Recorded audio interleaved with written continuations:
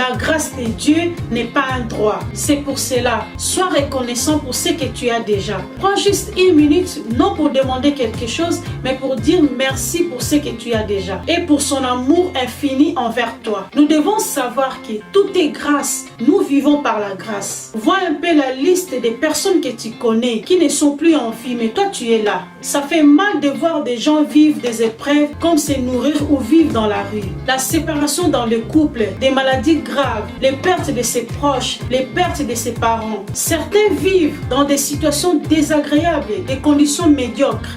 D'autres meurent de faim, alors que parfois toi tu jettes la nourriture. Pour illustrer un exemple de souffrance, de toutes sortes de malheurs, exemple, il y a des gens qui sont hospitalisés pendant plusieurs années. Il y a même des autres qui vivent dans les comas. Le fait de vivre dans un pays en guerre, tel qu'en Béni, une ville en RDC, il y a des pays qui ont des tremblements de terre. Beaucoup vivent dans des situations contraires à ce que toi tu as. Mais la plupart de nous oublient tout sauf être ingrats.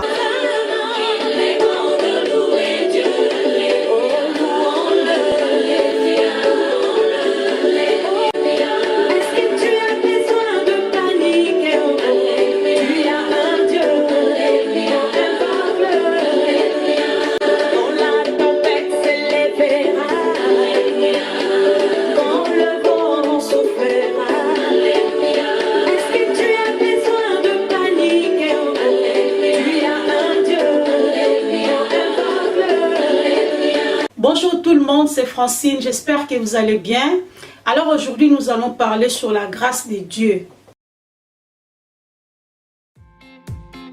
En fait, je ne suis pas pasteur, je suis juste une créature de Dieu. Donc, il est nécessaire pour moi de reconnaître sa grâce. La grâce, par sa définition, est une faveur imméritée, car elle s'exerce envers les indignes. Elle passe à côté de ceux qui sont juges dignes. Il y a la différence entre la grâce et le mérite. La grâce ne nous est pas offerte parce que nous les méritons. Sinon, elle ne serait pas la grâce, mais un mérite ou la chose que Dieu nous doit. Dans la vie, chacun d'entre nous peut repérer dans son existence des moments où il a été gracié. La grâce n'est pas un droit, c'est une faveur imméritée. Jugez par vous-même, jamais on a gracié un innocent. Seuls les coupables peuvent être graciés. Demandez à un condamné à la peine de mort ce qu'il pense de la grâce présidentielle qui lui a été accordée. La grâce rend la justice sans effet. Je donne un exemple. Une personne dans sa cellule de prison, condamnée à la peine de mort, attend dans la peur qu'il ne connaît pas quand est-ce qu'il serait tiré dans son sommeil pour s'attendre à dire qu'il lui reste 1 heure à vivre. Regardez l'état de cette personne. Il vit dans l'angoisse. Il a la peur du lendemain. Il voit sa vie comme en suspens. Il tremblera la nuit et les jours, il doutera de son existence. Quand nous sommes les matins, cette personne dira « puisse le soir être ». Quand nous sommes le soir, cette personne dira « puisse le matin être ». Et admettons que soudainement, cette personne reçoit la grâce présidentielle. Imaginez son allégresse, l'émotion, la joie qu'il aura après cette faveur. En fait, quand un chef de l'État gracie une personne, c'est-à-dire il fait passer la grâce avant le droit.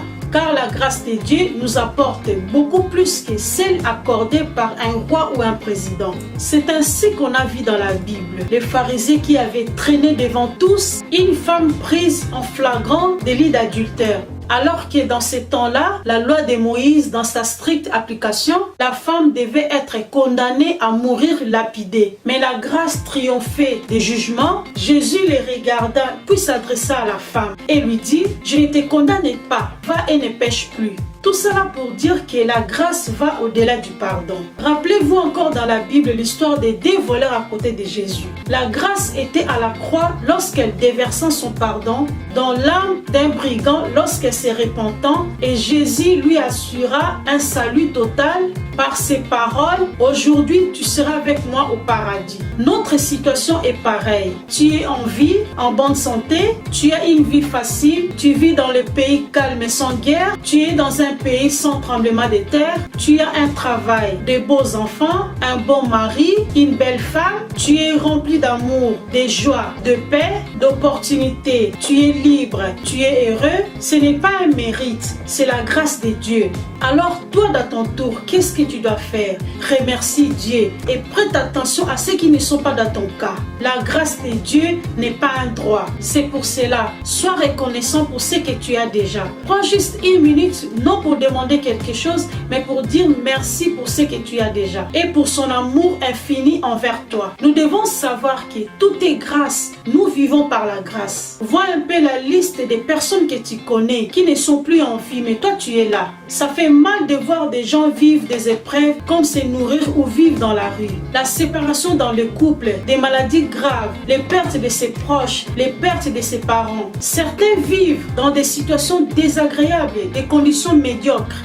D'autres meurent de faim alors que parfois toi tu jettes la nourriture. Pour illustrer un exemple de souffrance, de toutes sortes de malheurs, exemple, il y a des gens qui sont hospitalisés pendant plusieurs années. Il y a même des autres qui vivent dans les comas. Le fait de vivre dans un pays en guerre, tel qu'en Béni, une ville en RDC, il y a des pays qui ont des tremblements de terre. Beaucoup vivent dans des situations contraires à ce que toi tu as. Mais la plupart de nous oublient tout sauf être ingrats. Franchement, c'est un constat qui est dur à avaler. En outre, la grâce est une faveur bien sûr. Et si tu es déjà gracié, tu peux échapper à tout piège. On peut tout limiter, mais pas la grâce. Comme j'ai dit précédemment, la grâce s'exerce envers les indignes. La Bible dit, il n'y a pas un juste, même pas un seul.